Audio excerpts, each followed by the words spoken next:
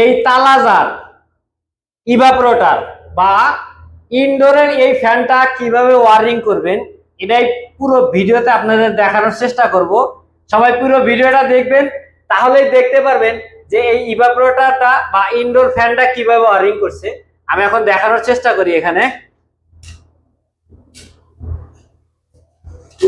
এটা একটা deep fridge বা তালাজার তাগনিত দেখতে পাচ্ছেন। এখানে হিটারের লাইন আছে এবং এখানে তিনটা ফ্যানের লাইন আছে। তিনটা ফ্যানের লাইন দেখতে পাচ্ছেন। আমার এখানে তিনটা নীল এবং তিনটা লাল তার আছে। এখানে 220 ভোল্টেজের ওয়ারিং করতে হবে।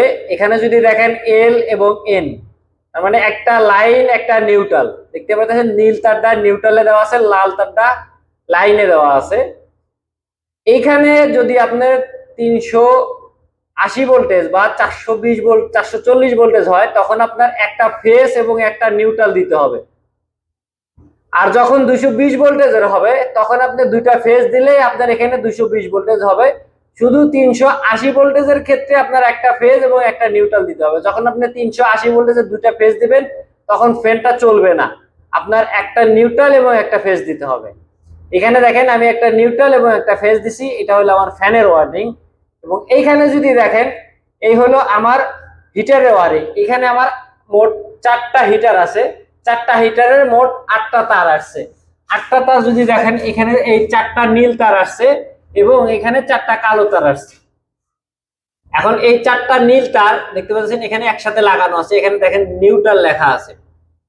যখন আপনি 380 ভোল্টেজের ওয়ারিং করবেন, 380 ভোল্টেজের ওয়ারিং করতে গেলে আপনার এখানে যে তিনটা, এখানে একটা, এই 4টা যে নীল তার আছে এখানে দেখেন এখানে একটা কুবরি সিস্টেম করে বা একটা লুপিং দিয়ে এখানে 4টা একত্রিত করে দেওয়া হয়েছে। তাহলে আপনি যখন 380 ভোল্টেজের ওয়ারিং করবেন তখন আপনার এখানে নিউট্রালে কোনো লাইন দিতে হবে না, শুধু 380 ভোল্টেজের যে ফেজ আসবে এইখানে L1 একটা ফেজ দিবেন, L2 একটা ফেজ দিবেন, L3 তে একটা ফেজ দিবেন, তাহলে আপনার 380 ভোল্টেজের ওয়ারিং কমপ্লিট হবে।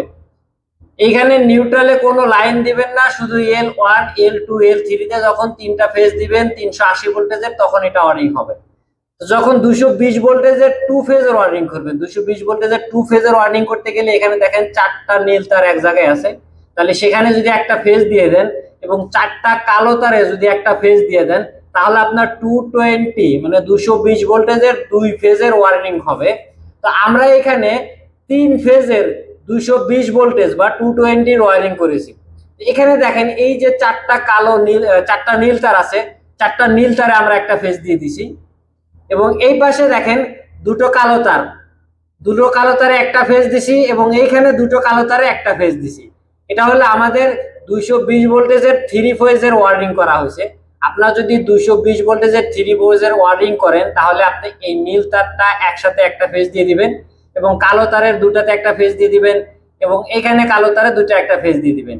যখন আপনি 380 ভোল্টেজের ওয়ারিং করবেন তখন L1 L2 L3 তে একটা ফেজ, তিনটাতে তিনটা ফেজ এবং নিউট্রালে কোনো ফেজ দিবেন না। এবং যখন 220 তে ওয়ারিং করবেন তখন আপনার নীল তারে একটা ফেজ কালো তারে একটা ফেজ দিলেই আপনার এটার ওয়ারিং কমপ্লিট হবে। আপনারা যারা এই ইভাপোরেটর বা ইনডোর ফ্যানের এই ম্যানুয়াল থার্মোস্ট্যাট এবং সলোনয়েড বাল্ব এগুলো কিভাবে কানেকশন করতে হয় দেখতে চাইলে অবশ্যই পেজটা ফলো করে পাশে থাকবেন এবং যারা ইউটিউব থেকে দেখতেছেন তারা সাবস্ক্রাইব করে দিবেন, তাহলে পরবর্তীতে নতুন ভিডিও আপলোড দেওয়ার সঙ্গে সঙ্গে সেই ভিডিওটা আপনাদের কাছে চলে যাবে।